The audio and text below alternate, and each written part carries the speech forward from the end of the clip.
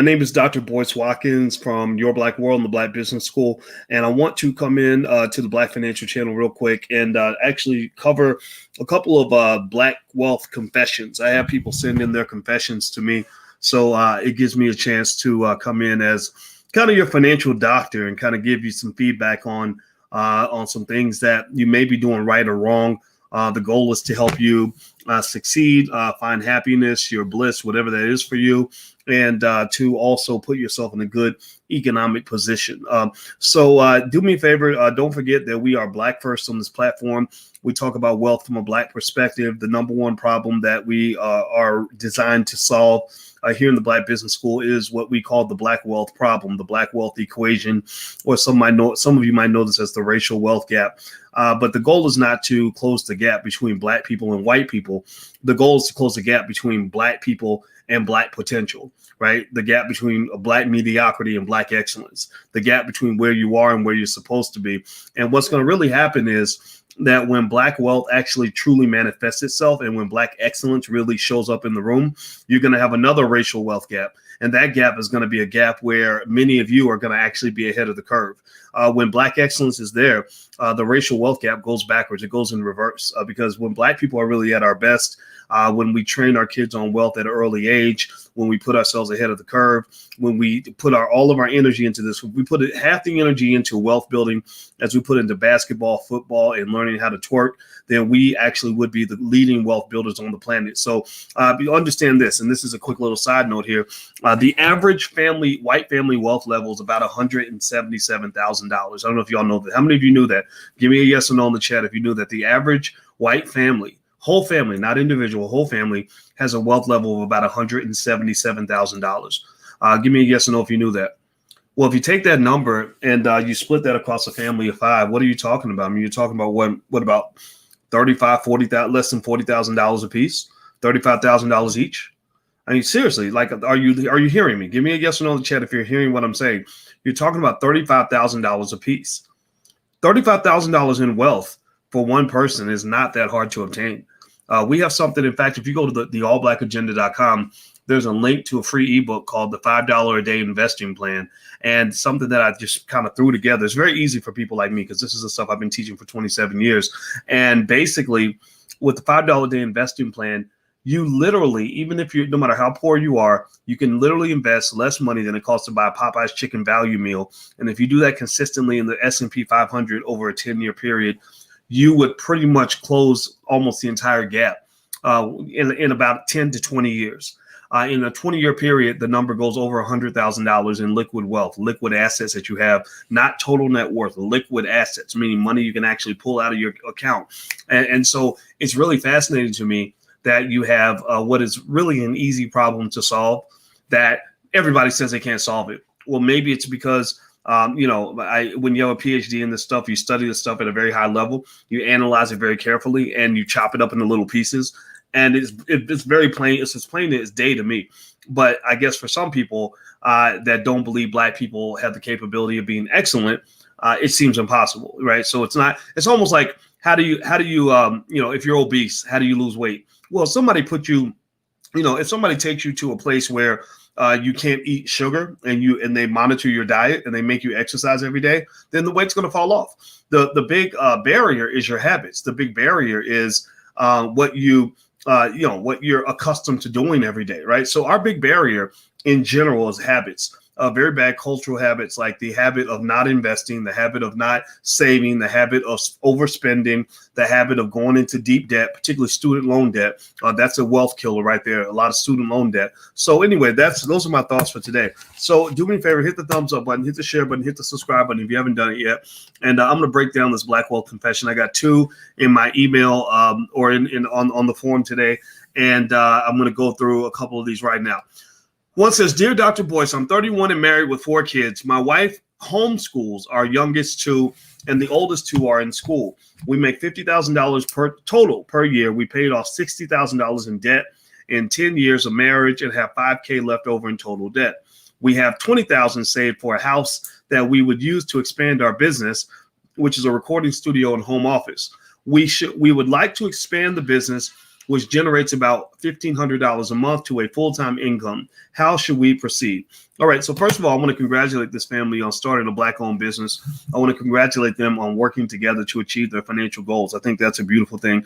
One of the things a lot of people don't know is that family is deeply related to wealth. I talk about relationships a lot on this platform, not because I want to be silly or gossipy, but because if you don't learn how to manage your relationships, you won't learn how to build your wealth. It's very hard to build wealth when you have a string of broken relationships and baby mamas and baby daddies, sprung out all over the place. It dilutes your economic potential. It kills your wealth. It destroys all the economic value that you have in many cases if you're not careful. Now, with this particular person, what I like about their story is that they're doing this as a family. I think that's great. I think that's a great start. Also, they are, they're knocking down the debt. If I could build a time machine and go back in time, I would probably have told them, don't put all your money into paying off that student loan debt. The reason is the student loan debt has a low interest rate.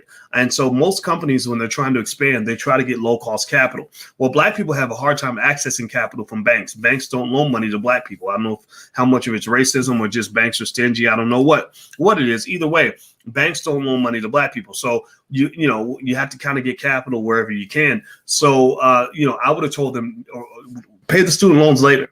I would have said, look, if you have this business you're trying to build, it's a working business. You're making $1,500 a month already. That shows proof of concept. A lot of people, when your business starts making money, that's when it becomes real. That's when it becomes more than just a figment of your imagination or hope and a dream. It's almost like building a business is almost like making a baby. If you think about it, the process of making babies, the act of, getting in the bedroom, getting turned on that Marvin Gaye and doing your thing in the bedroom. Lots of people do that, but very few people that actually sleep together actually make a baby. Right? Only a small percentage of those people who sleep together make a baby. So the act of sleeping together, to me, is the act of coming up with a business idea. A lot of people come up with business ideas. They talk to their friends. They say, oh, it would be a great idea to do this and do that. And then nothing ever happens, right? You ever seen that where you vibe with somebody and you say, yeah, let's do this. And then nobody follows up because nobody comes to the meeting, or you do it for like 2 weeks and then it doesn't become anything. Well, the act of actually building the business is kind of to me, that's the gestation. That's the pregnancy part, right? Something's going to be born, but nothing's born yet. You have to fertilize the egg. The egg has to grow. And then there's a point where the baby's born. Well, the day the baby's born, to me, is when your business makes its first dollar. When it makes its first dollar, that is a tiny, economically microscopic manifestation that your business is real. That little tiny, day that you give birth to that first dollar bill shows me like, okay, you got something here. Now you just got to keep going further. Now you got to keep nurturing the baby, keep feeding the baby. The baby will grow. So their business is better than most businesses because you're not just two people who slept together. You're not just somebody who got pregnant. You're not even just somebody who gave birth. You're someone who slept together, got pregnant, took the baby to term, gave birth to the baby, and raised the baby to be a 2-year-old. So you got a little 2-year-old. Meaning a baby business that's generating revenue. That's huge. $1,500 a month is huge. A lot of you, if you create a little side hustle that gives you $1,500 extra a month, that's huge for you. That would change everything in terms of your budget, your economic dynamics. So now my thought is your goal, obviously, which is a good one, is to pour deeper into what you have. So to me, if you have a business that can generate a solid ROI for you, why would you take your extra cash and instead of putting it in the business, why would you put it towards something like student loans? I'm not telling you what to do or what not to do. I'm just saying that when I was trying to start my business and I saw a little bit of money dripping out, I said, okay, all cash flow is going to go toward the business because we need to turn that drizzle into a flush of money. We need to make it rain up in here so that we can really get some liquidity coming. So because we knew that once we got the liquidity, we could go back and deal with things like student loans and stuff like that. So I would say to this person who's trying to grow their business, first of all, congratulations on homeschooling your kids. In the Black Business School, we believe Black people should educate our own children, create our own jobs, and support Black businesses. Those are 3 things we believe Black people should do. Those are the 3 things that will liberate Black people. You must stop letting your oppressor educate your children. You must stop working for your oppressor because you cannot challenge your oppressor if you're begging him for a job. The 3rd piece is supporting Black businesses. These Black businesses can only grow if Black people support them. The world already boycotts Black businesses. The world boycotts Black businesses already. So you don't want to boycott them too. We have to support our businesses. If we don't support them, nobody will.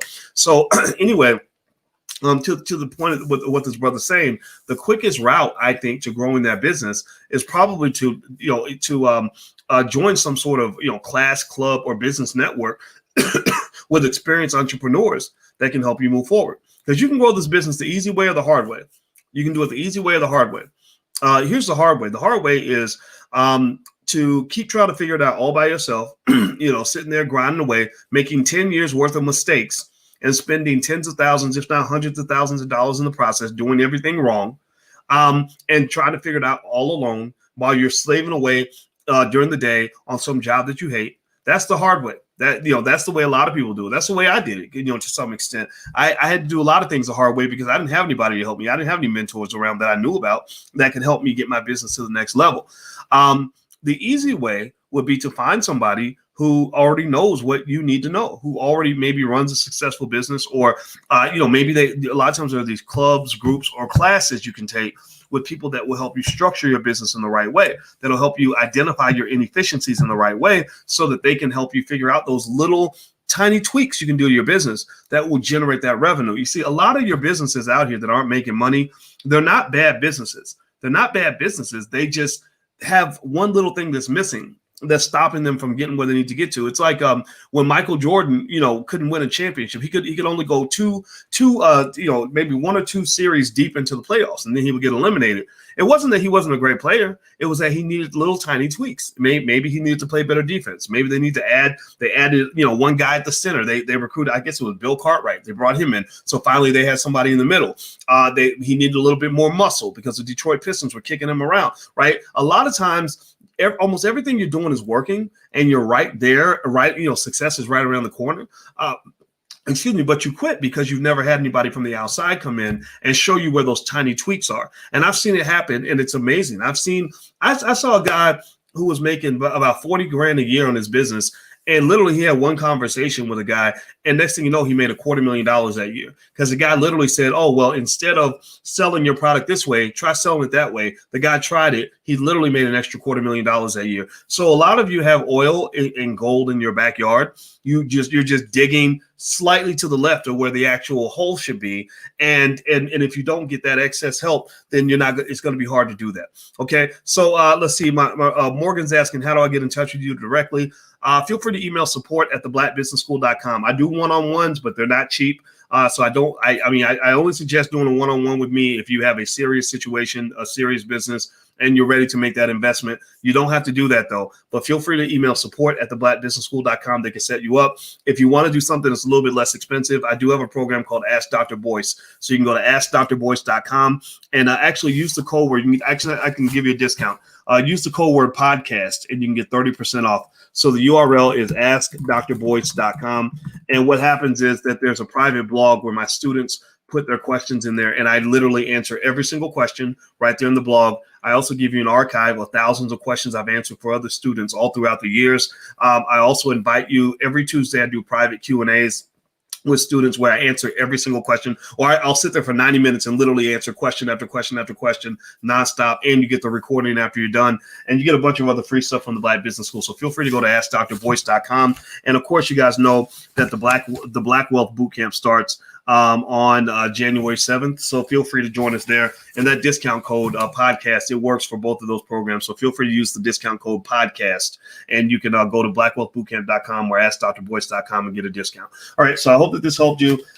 These are the Black Wealth Confessions. I'll bring another one back to you pretty soon, and I'm going to go ahead and get on out of here. So have a good night, everybody, and I will see you soon. Take care. Bye-bye.